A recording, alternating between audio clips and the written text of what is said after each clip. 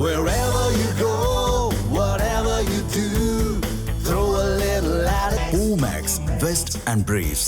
அணுசக்தி திட்டத்தை கைவிட மறுக்கும் ஈரான் மீது கடந்த பிப்ரவரி மாதம் 28ஆம் தேதி முதல் அமெரிக்காவும் இஸ்ரேலும் தீவிர போரை நடத்தி வருகிறது. ஒரு மாதத்திற்கும் மேலாக போர் தொடர்ந்து வரும் நிலையில் தனது கட்டுப்பாட்டில் உள்ள ஹார்முஸ் ஜலசந்தியை ஈரான் மூடி வைத்திருப்பதால் உலகளாவிய எண்ணெய் விநியோகம் தடைப்பட்டது. உலகின் 20% எண்ணெய் போக்குவரத்தை கையாளும் ஹார்முஸ் ஜலசந்தியை திறக்க அமெரிக்கா ஏப்ரல் 6ஆம் தேதி வரை கெடு விதித்துள்ளது.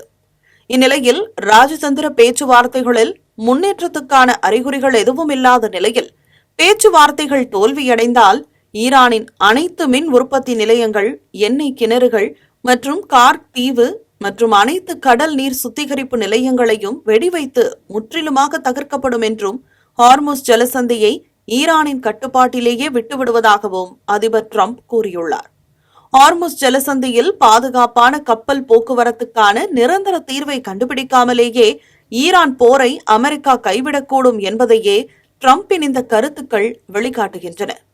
கடந்த திங்கட்கிழமை அதிபர் டிரம்பின் கருத்துக்களை மீண்டும் வலியுறுத்தும் வகையில் பேசிய வெள்ளை மாளிகையின் பத்திரிகை செயலாளர் கரோலின் லீவிட், ஹார்முஸ் ஜலசந்தியை மீண்டும் திறக்க அமெரிக்கா செயல்பட்டு வருவதாக கூறினாலும் ஈரான் போருக்கான முக்கிய 4 நோக்கங்களில் ஹார்முஸ் ஜலசந்தி இல்லை என தெரிவித்தார்.